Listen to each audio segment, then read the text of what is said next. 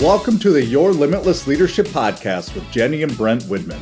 Here, we believe leadership isn't just about titles. It's about how you show up in every aspect of life. Whether you're leading a business, building a legacy as an entrepreneur, guiding your family, or striving to lead yourself first, this podcast is for you. Join us as we dive into real conversations about growth, decision-making, and the courage it takes to lead with purpose.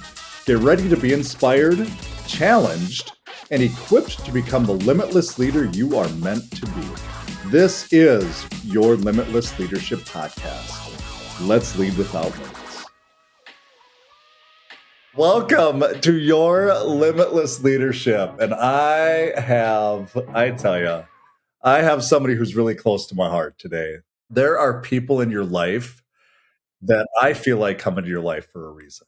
And Ray Dunn, well, I can call him Raybo because he tells me his friends call him Raybo. So everybody pretty much, with the way he is and the person that he is, I have to think everybody calls him Raybo. So he is a managing director at Northwestern Mutual, and he has been with them for over 25 years. Like, he is the epitome of do what's right all the time. And I go back to that. There's people in your life that teach you, you hope as much as you help them with and what have you. And he is one of those people, and we'll talk about this, I'm sure, the 2 a.m. people, but there's only, I could talk for hours about the impact you've had on people and the impact you've had on me and just the person that you are.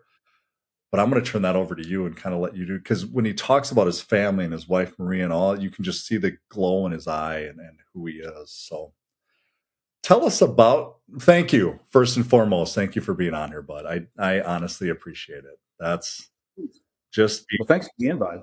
Thanks for the invite. Yeah. And thanks for saying all that. So, I was born in West Kentucky. Okay. My dad was always kind of an educator. And then my mom actually worked in nursing and then became an educator back when vocational schools were a thing. Okay. She actually taught nursing. 2 sisters, 2 older sisters. I'm the baby. So, growing up, it was pretty normal. We were just a normal family. When I was 10, I got diagnosed with type 1 diabetes. And this was in 1980. They told my mom and dad I would live to be 35. What? Yeah. So, and if you think about it, the technology for diabetes back then was a much different, I suppose, deal, So when I was 36, my oldest sister told me this. And what it made me think of was, the movie Madagascar, the giraffe is named Melman. Yep. He's convinced he's dying all the time. Always. Yep. So my oldest sister knew I would have dug my grave in the beach and just laid in it and waited to die. Right. So I found out my life expectancy was 35 when I was 36. So you never knew? No. Okay. No. Huh.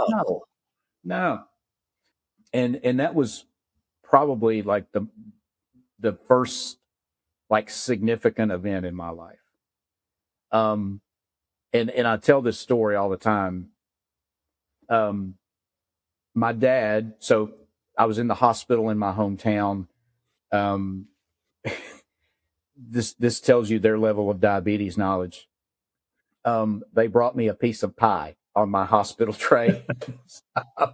So my mom, being a nurse, said, okay, this ain't it. And they took me to Vanderbilt Children's Hospital. And so my dad took me out on a terrace one day. And so I was on this floor with all these different kids that had different ailments, but there were 2 that kind of stood out. One was a 14-year-old boy named Raymond, and Raymond was in kidney failure. And then there was a little 5-year-old girl. Her name was Robbie, sweetest little girl. She had leukemia and was really in bad shape. I mean, I could hear the procedures they were doing, and hearing her Yeah. cries. So my dad takes me out on this ledge or on this terrace, and he said, "Son, I would take this from you in a heartbeat, but I can't." And he said, "I want you to look around yourself, and I want you to look at Raymond, and Raymond's going to be on a machine 4 hours every day until they're able to find him a kidney, and he has no control over that." And he said, "Robbie, we don't know. She has no control. They're hoping treatments will work, but there's no control." And he said, "You've been hit with a gut punch, but you have some level of control. So take the bull by the horns. Your mother and I are going to be here every step of the way to help you. And don't let this thing control you." And there are moments in your life where you look back at your life and you think of the moments where things kind of turned for you. Mm-hmm. And that was the first one for me. Because my dad just sort of set my path of, you're not a victim. You control this. I wish my dad was still here so I could call him all the time. And, I think I did actually tell him one time how much that meant and how he just completely changed, the set of my sail.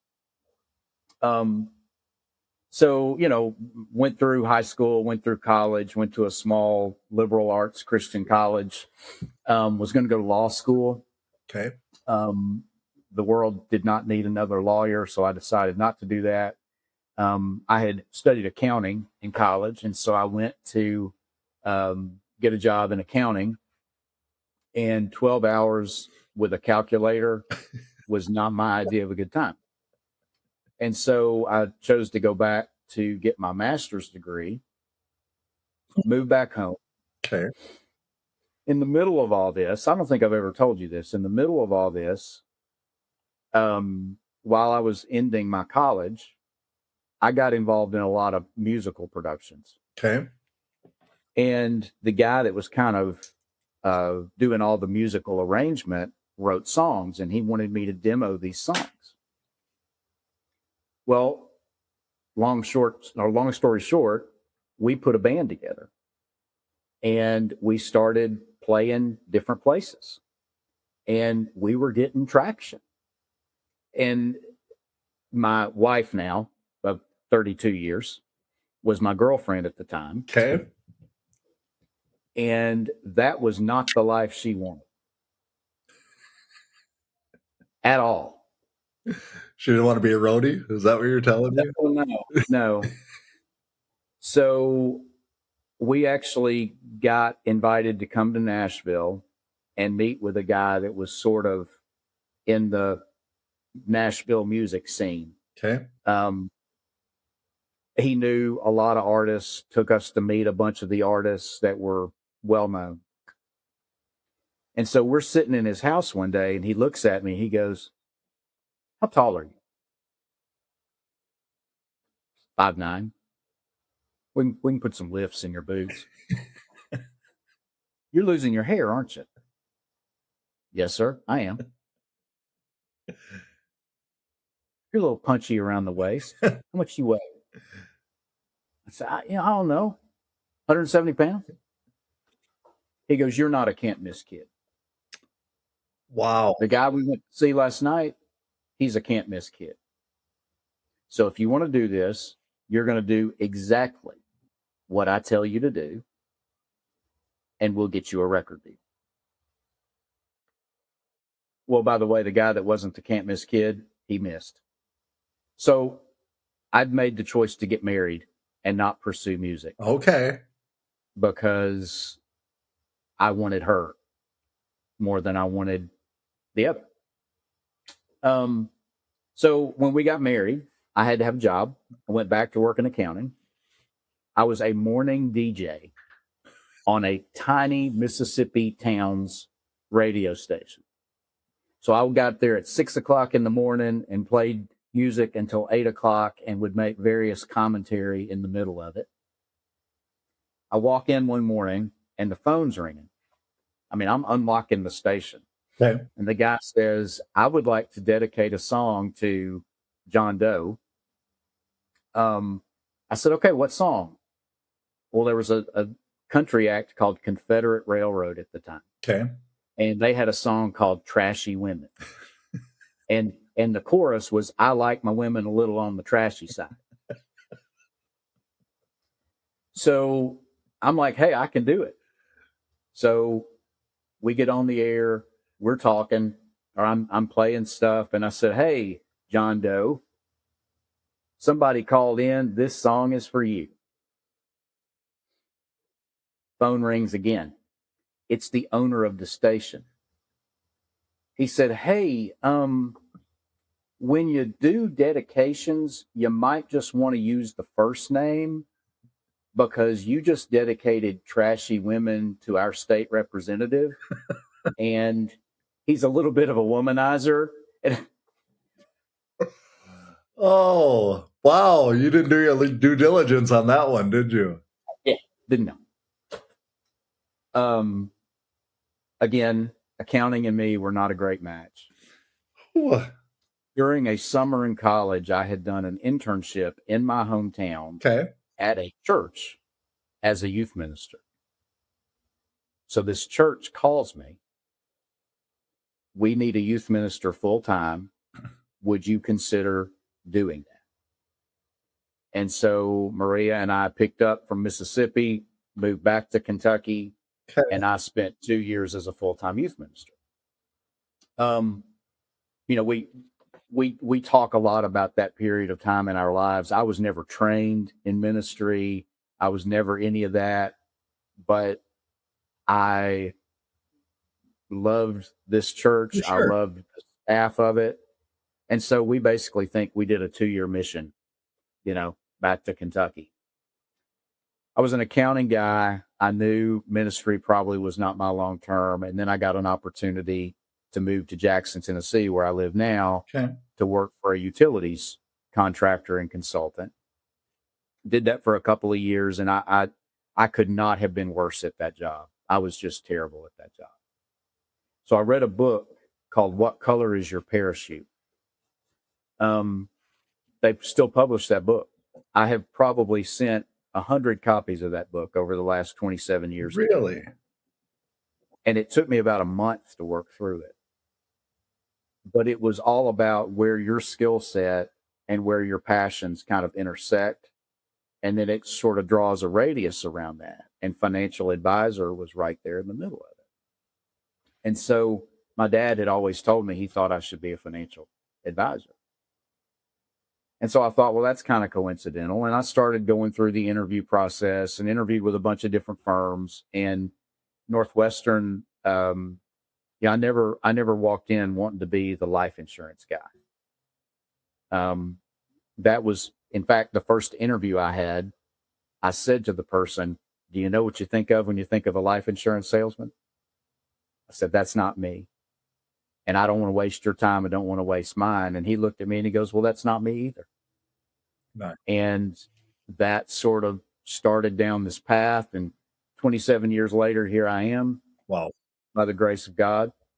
And then about 11 years ago, they asked me to step into leadership and be a managing director. So now I recruit and mentor and train advisors to come into our firm. And I still work, myself and my partner, we work with probably 350 households as their primary financial planner. And so I'm kind of like a player coach. Mm-hmm. I'm still in the game, which I think helps a lot when I'm helping younger advisors. But yeah, that's the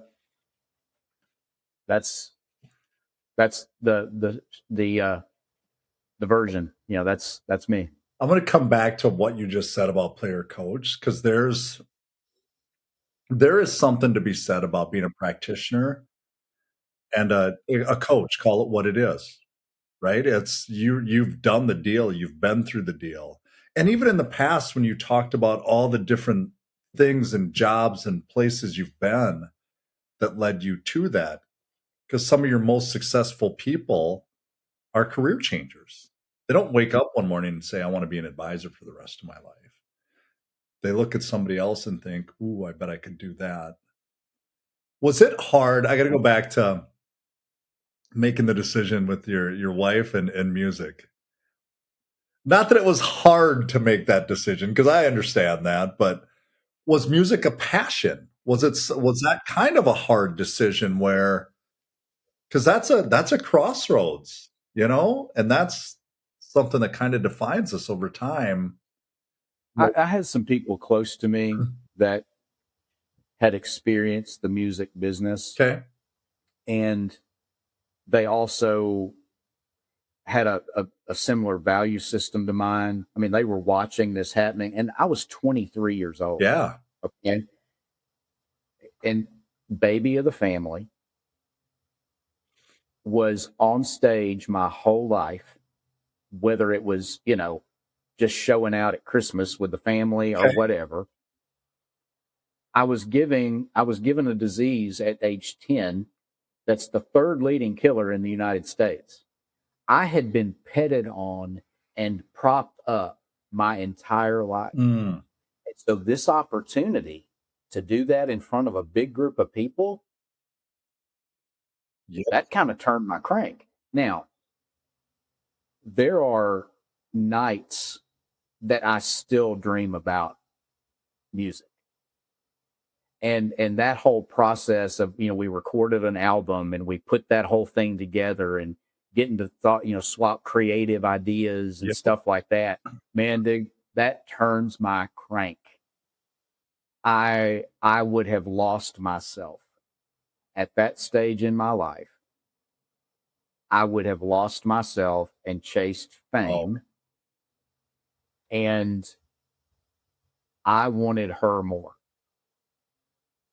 well, And I was just going to say, you saw what you just said about losing yourself, being self-aware enough to know that I can either make the decision that's going to bring me down this path and where am I going to end up, or bring me down the path that probably is the best decision for me. yeah. Oh, I mean, look, I have thought, did you play small ball? No, number one, I probably would have still been in Nashville with a skullet, you know, beating around Nashville trying to, because I mean, Nashville's lousy with people that have more talent in their pinky thumb than I have in my whole body, Okay. and they never get a sniff. Yeah. Okay, what felt different to me was we were getting sniffs. We had met some of the right people, but I mean, what it comes down to is I wanted her more, Mm, and I knew what my life was going to look like with her to a degree. yeah. We were going to build a life together. And, I've said for a long time, it doesn't matter if you're the best in the world at what you do. If you're a terrible husband and you're a terrible daddy, I mean, I literally said that. I may be the worst Northwestern Mutual person on the face of the earth, but I am not going to screw up being a husband and being a father because, you know, the ripple effects of that are generational. And so Wow. that's always kind of been me and Maria's thing is, our home is going to be guarded like lions, and we're going to take care of the people in this house. And so that's kind of the path I went down. Was I wanted to build that kind of life and build that kind of family. Um, so I mean, I think that whole music business was completely about me. Where did that mentality come from when you talk about your kids and the life with her and what have you? Because that's, I mean, obviously we talk about leadership and all the stuff. We'll get to that. But to me, that's what that is. It's making a choice. Did that come from, was that ingrained in you from like listening to you know exactly verbatim what your dad said to you out on that Hmm. balcony or what have you? Did it come from your parents? Did it come from people around you? Like what? Because you're 23. What shaped you to make that decision? So I'll look, when people die, you tend to, lift them up to sainthood. My dad was not a saint. Okay. Um, but let me tell you about my dad. My mom in her mid 70s started having a series of strokes. She had poor cardiac health, and she finally had one and an entire event that literally weakened her where she couldn't live at home anymore. And my dad had to put her in a nursing facility. And it was one of those things where she, on Monday, she would be great. She would know exactly what was going on. She could tell me, as a nurse would, the physiology of what was happening in her body. Wow. And the next day, she wouldn't be nearly that lucid. The nursing home was about a mile away from my parents' house. My father would get up in the morning, eat oatmeal, and he would go sit with her until lunch. He would go eat lunch at the senior center with all of his buddies. He would come back and stay with her all afternoon and eat supper with her. And then he would go home and sleep and repeat it the next day. So, they were married 55-ish years when my dad passed away. And when he passed, the staff in the nursing home told us we've seen a lot of wives do that. We've never seen a husband do that. That's where I learned it. Yeah. You hold on, even when you don't like each other, you always love each other. And that's the choice you make. It is a choice. It is not a feeling. So, and that ripples out into all areas of your life. My brother, I got to say that my brother told me that probably 20 years ago now. And I didn't understand what he was saying at the time. I didn't get it when he said, love is not always a feeling. It's a choice. It's an action. And sometimes you have to act on it, even when you don't want to. And look. Yeah, man. My wife, it's funny, you when you're younger and you're walking around in a mall with your buddies and you see a man with a woman and you're like, this doesn't fit. Like, how did this happen? Like, is she blind? Who got the better deal? That's what my wife likes to play. Yeah. And so Maria has to put up with a lot more out of me. In fact, I need to show you this picture because everybody says that this picture perfectly encapsulates our relationship. May take me a second to find it. This is not great podcast material. So ask me another question whilst I look for this picture. As you're looking for that, what I would love to, and give you time to process this too, like, how did you make the transition? Because you obviously accounting and then got your master's and all these different things. And you went to be, and mind you, this is 27 years ago, an insurance salesperson, which obviously is looked at different today because everybody needs it. People just don't wake up in the morning and go, boy, I can't wait to buy insurance today. But we all need it. Mm-hmm. How did you make that decision? Because that's not easy. It was, well, first of all, had it been presented to me as becoming an insurance salesman, I never would have done it. Okay. The way it was presented to me was becoming a financial planner and being at the center of your client's financial life. All right. So I tell this story all the time. This is all recycled material. You're getting a huge rerun. I love it. By the way, this is the picture. You see that look on her face and the big grin on my face? Those you listening, he has a big smile on her face. She just looks like totally annoyed. How the heck did I get myself into this situation is what it Accounting is the language of business. Okay. I can go into any business owner and with some ability talk to them about their financials. Yeah. Youth ministry taught me to talk to people about something very personal Yep. and very private. You're giving up immediate fulfillment for eternal fulfillment, delayed gratification. And then the job I had with the utilities contractor and consultant, I was in sales and I was managing people. And so when you bring those three things together, hindsight, I can see that I was just being prepared and led to where I am now, because all three of those things kind of converged into the path that I'm on now. And the stuff I learned back there, I use every day. And so I tell younger people all the time when they're thinking about switching jobs and doing this and doing that, Yep. I'm like, you're going to get exactly where you're supposed to go. You're not a tree. So if you don't like where you are, pick up and move. But all those things that you're learning, the skills you're picking up, they're all going to lead you to where you eventually need to be. So just trust that, kind of rest Yeah. in doubt and know you're on the path. So that's how it all kind of turned out. And then, as I came into Northwestern, I came in at a really good time because we were going from a life insurance company to a financial planning Yeah. firm. Hands down. And so over these last 20 some years, that transition has happened. But no, I didn't want to just sell insurance. No. Now, having seen what it does, I no longer, in fact, I use that as my differentiator, because most financial planners look at insurance as like something you step in. It's It just happens, basically.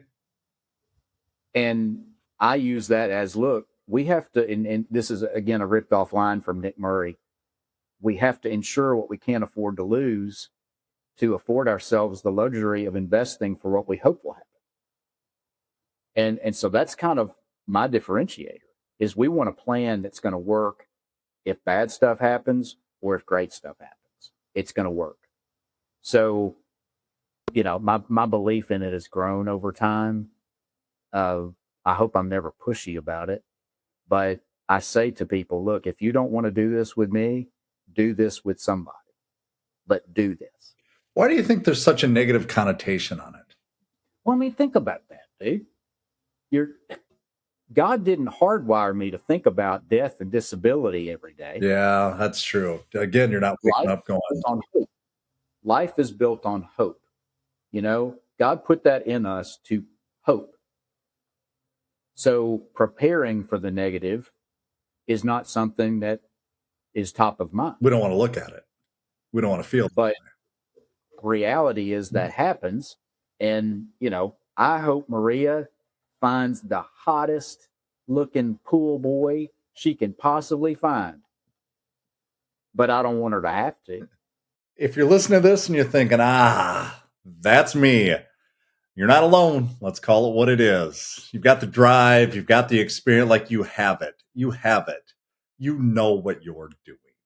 But something still feels off at times, or things could be better. We know that. They can be. There's more. What we do is we help committed leaders go from guessing and grinding to really leading with clarity and structure and confidence. We're offering complimentary DNA strategy calls. We're going to evaluate how you're leading, where performance might be breaking down. It happens. And what really needs to tighten up within your business, within your leadership, within those people around you. Then we're going to take this next step. And what we're going to do is build accountability, the skills and the systems to create that consistent, or those consistent results around it. If you're open to digging in a little bit, the link is below in the show notes. Just book your DNAcall.com and we will find time for you and we will dig in with you.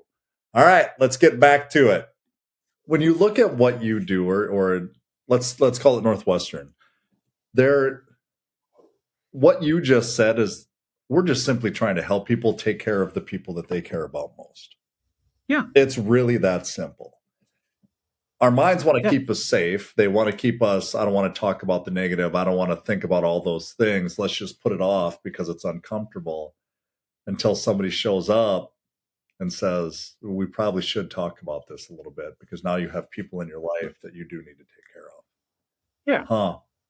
What has been, and again, a little bit to process this one, but when you came in, because obviously you came in green, you had to learn. You took all these different things and molded them together.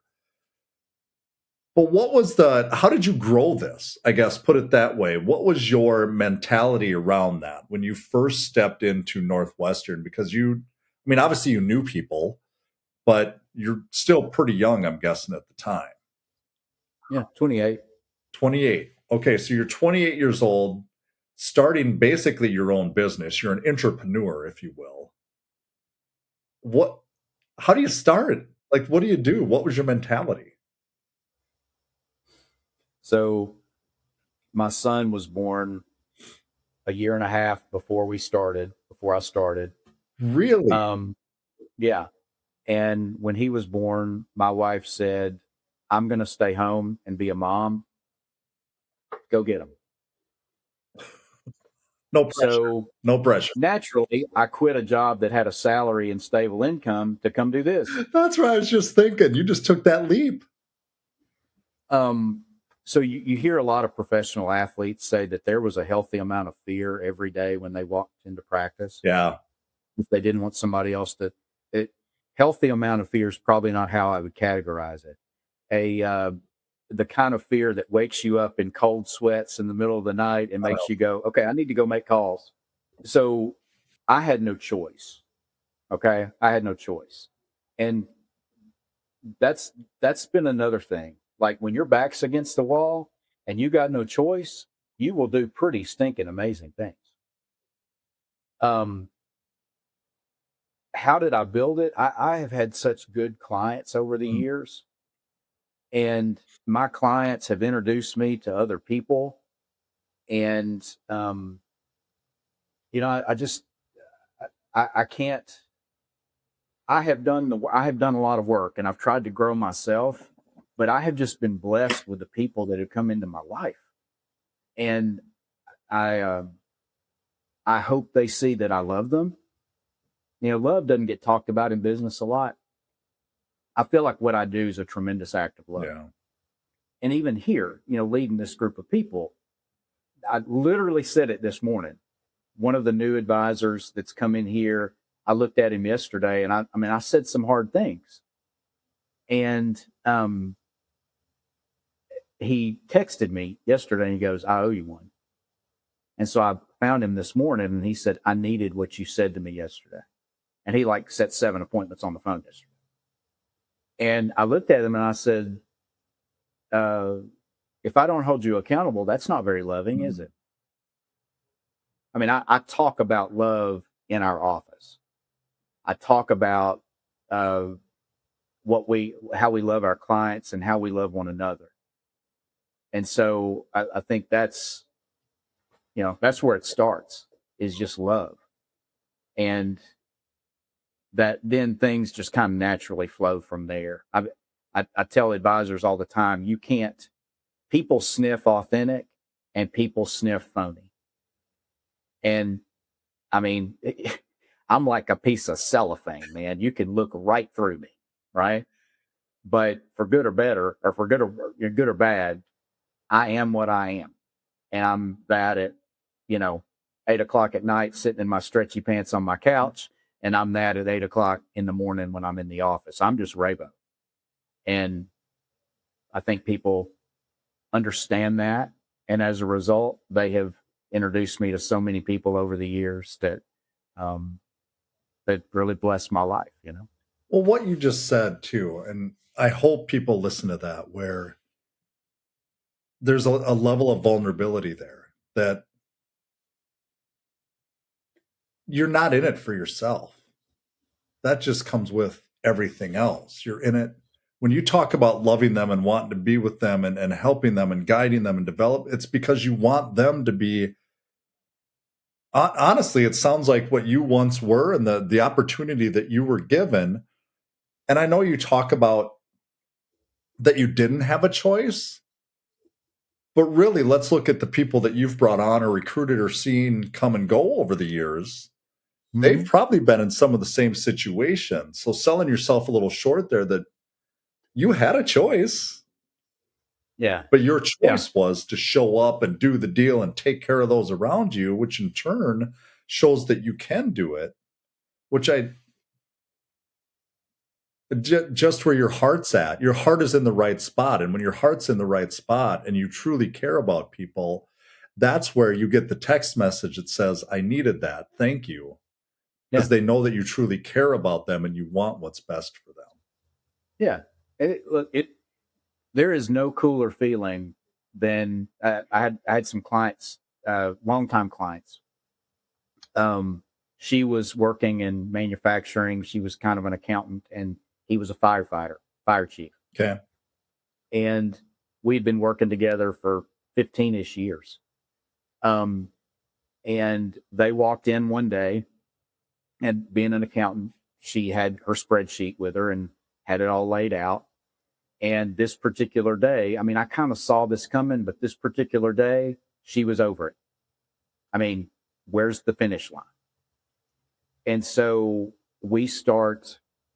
I start looking through the spreadsheet, and we're going over everything and looking at, income, doing all the number stuff. Yep. And I just kind of looked down at the spreadsheet, and I looked up at her and I said, "You're out. You can quit." Well, I mean, she just like starts weeping. And he, burly firefighter over here is getting a little misty I eyed. bet. And I looked at him and I just said, "This is what we've been working for. Ain't this cool? Ain't this cool that we get to feel this together?" Um, there is no cooler feeling No. than that. And that grows love. I mean, think about that. That binds your heart to people, right? And that's what gets me. It's knowing and being known, right? And so if I can use financial planning as a way to know and be known, so and we're, because I'm old, we're getting to see more and more of those things happen. I suppose over Um, time, and it just reinforces that you're yeah. doing the right thing over and Well, I wish that's one of the things with new I was advisors. I just heard another managing director yep. say this earlier or several years ago. He said, "I wish these people that I'm recruiting and training could sit in my seat and see through my eyes, because the belief that I have is so strong, it will not be shaken." But they don't have the stories. No. They don't have those experiences. And we do all this sort of testing when we're recruiting people, the psychological, dance. And when you look at some of the results of mine, I looked at my managing partner one day. I said, "Jim, I wouldn't recruit me." And he kind of laughed and he goes, "But Raybo, belief trumps everything." I And, 100% agree with that. and so it's sort of, there's the good stuff that happens. And then there's the really terrible stuff that happens. First experience I had, we were going to Cracker Barrel. This is my wife's idea of fine dining. She's high maintenance. I see a client. I knew the wife had been sick. I knew that we had filed a disability claim, but I hadn't seen them since all that started happening. And I said, "Maria, I'll be right back. I'm going to run over and say hi to these people." And so I squat down by the table. They got their kids there. The wife had filed for disability through her employer plan. It denied her Oh, wow. because the nature of the illness was kind of Monday, she'd feel fine. Tuesday, she couldn't get out of bed. It was one of those Okay. kinds of things. And I squatted down and said, "Hey, how you guys doing?"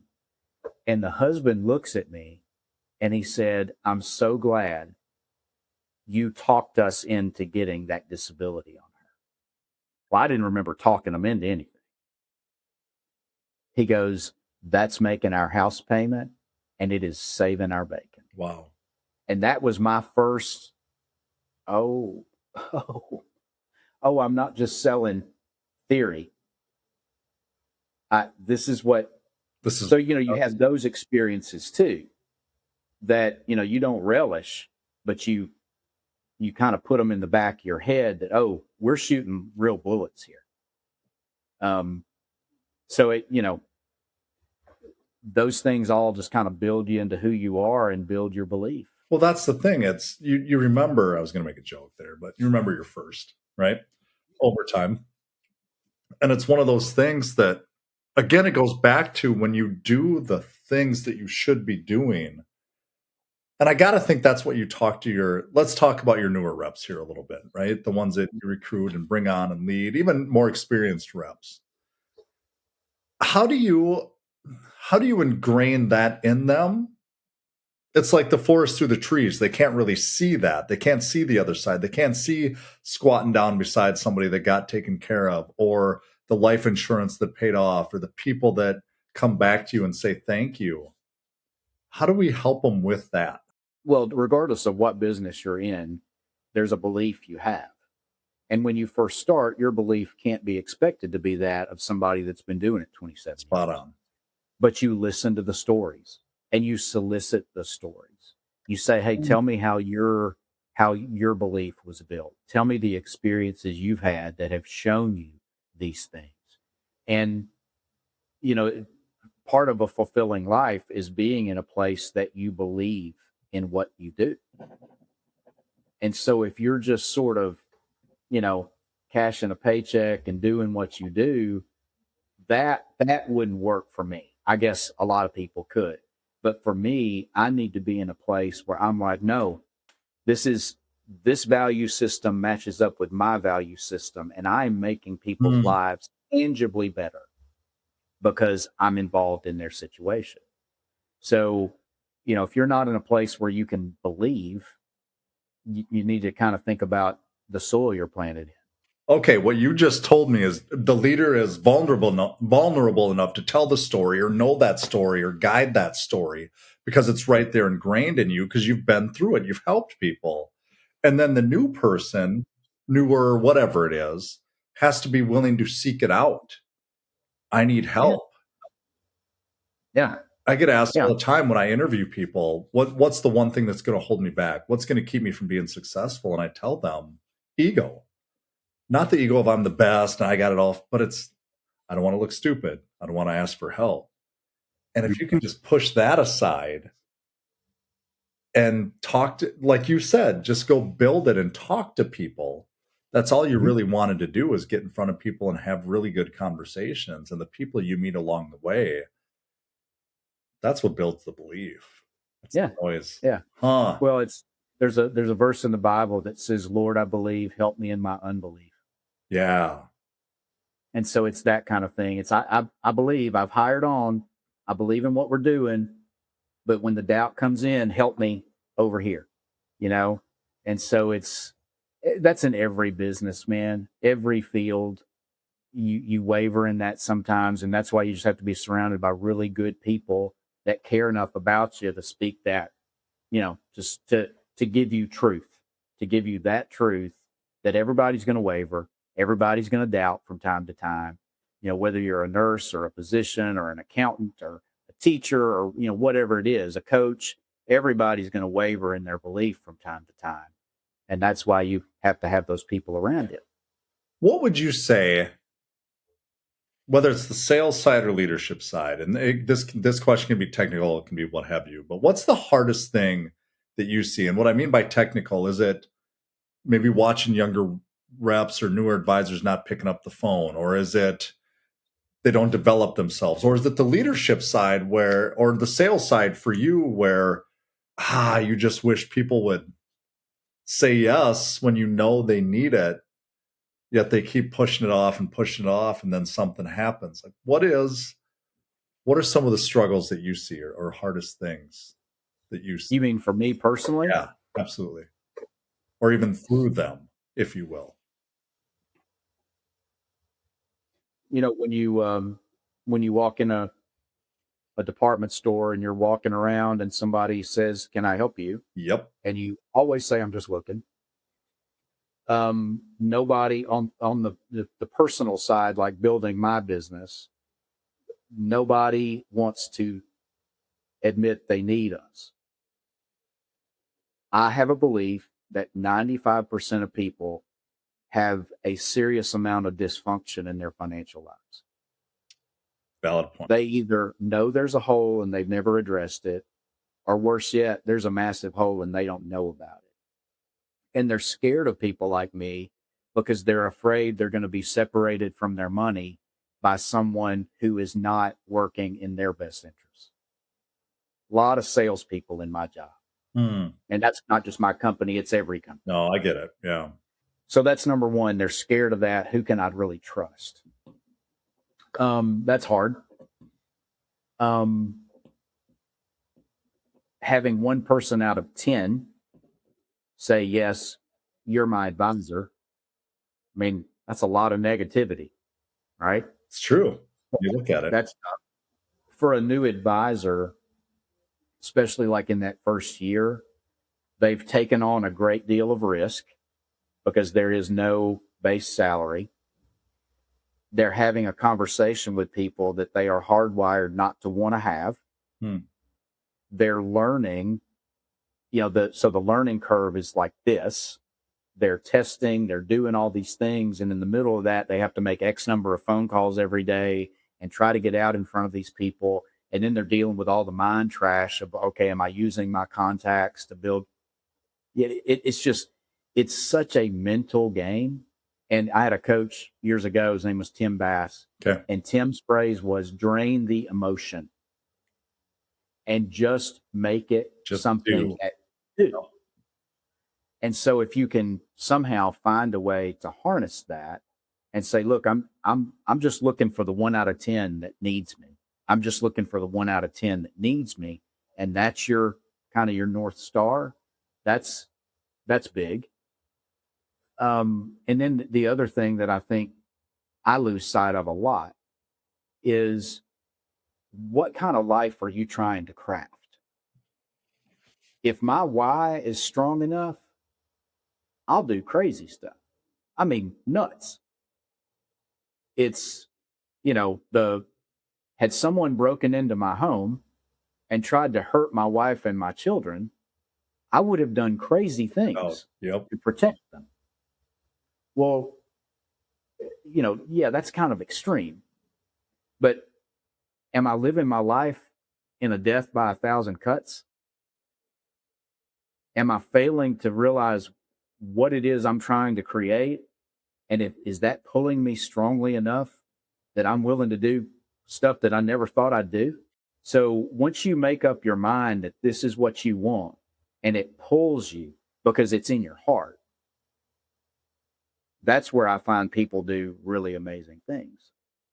But most of us, and in fact myself sometimes, we lose sight of it. And remembering that, that's why the Harvard study years ago said people that read their goals, they're more likely to achieve them because you keep it always in the front of your mind. So I think people just haven't discovered the reason why they're living this life. How do you find that? Like, there's so many, we have to think, because it's so ingrained in us that we hear it so much, whether it's from what I do or Northwestern is fantastic at that. How does that normal, if you will, person, like, how do you just sit down and go, okay, this is my why? Because that's not an easy thing to do. And especially people listen to this to go, well, how do I find that? It takes many, many drafts. Okay. Don't give up. So, number one, it's hard work. Yeah. And it takes a lot of introspection. People that are in their cars driving on the windshield time, it's that kind of stuff. It's you're just sitting, it's just you and God and nobody else. And you're just thinking through what you want life to look like. And then you got to draft it. And then you got to clean it up. And about 10 drafts in, you get to something that rings true. And it changes over time. That's Absolutely. the other thing is, my why 20 years ago was very different than my why now. don't have a baby and you're broke. Those are Yeah. I mean, you know, it was different then, and my why is different now. But it's just hard work. When I read, you know, the quote that says the mass of men lead lives of quiet desperation, when you know, when you're young, you think, no, no, no, that's true. Most people are kind of ambling through life, doing just doing what they do. well, that's what I was going to say. When you're talking about driving down the road or going for a walk or wherever you're at, whatever you're doing, and you start thinking about all these things, I have to think what you mean by drafted. It's not okay. Now I'm going to sit down and write it. Like we have our phones constantly. You have notes in there that when you track this stuff or put it in there, well, Yeah. now you can come back to it and you start seeing this common denominator of what's important to you. Yeah. It can be that simple. That's what you mean by work. You know, So I think about my little girl, my daughter. yeah. She's not a little girl anymore. She's 26, but she was like a serial switcher. Okay. She would go from dance to this to this to this to this to this. But when she was 3 years old, she was standing in front of a mirror with a microphone singing the Polly Pocket theme song. All right. And so amongst all of her switching, trying sports, you remember Pepe Le Pew? For The sure. cartoon? Yeah. All right. And he just kind of bounded everywhere he went. Yes, he did. That's how she ran. She did not know how to run. Okay. So she was trying all these different things. But the thing that always rang true was her love of music. Hmm. And so it's sort of that.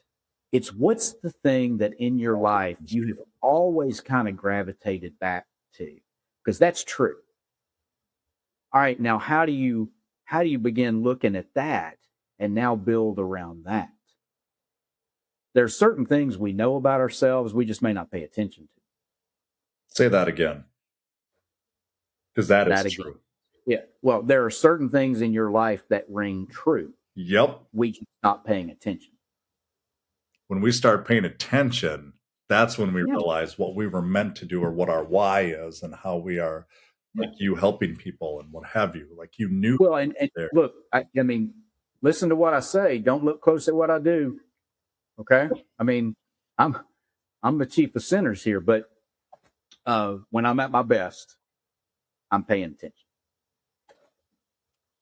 Thank you for doing this. That is, whew. For those of you listening to this, you just heard, I mean, so many things around how to develop and how to find your why and how to get to where you want to go from somebody who's been there and done that. And obviously somebody who really cares. And I'll tell you, that's when we kick this off, just the person you are. You can just feel it. You may not see, I hope you see it, but that's what people gravitate to because you really do care. So thank you. Well, my sincere hope is that I haven't ended your podcast. I hope this isn't the last episode you ever do. If there are 2 listeners, thank you both for hanging in. That's right. No, I appreciate it, Brent. I mean, I told you yesterday I'm often wrong, but I'm never in doubt. So I'll tell you what I think. How do but I just find you if they want to work with you? How do they find you? Ray.Dunn at NM. N is in Northwestern, M is in mutual.com. That's happy to help. Just answer questions, do whatever you need. And I got to say, he is one of the best at what he does. So Dunn is DUNN, by the way. Just well, 2 N's. Yeah. 2 N's. Yes, that's the Scottish spelling. So, thank you, my friend. I appreciate it. I wish you the best. Thanks for joining us on the Your Limitless Leadership Podcast with Jenny and Brent Widman. We hope today's conversation inspired you to think differently about leadership, not just in your career, but in every part of your life. Remember, leadership starts with leading yourself first. It's about taking action, making bold decisions, and showing up with purpose. Now, it's time to take what you've heard today and put it into practice. Whether it's in your business, your community, your family, or your own personal growth, start leading without limits. You have the power to become the leader you're meant to be. Until next time, keep pushing your boundaries and leading with purpose.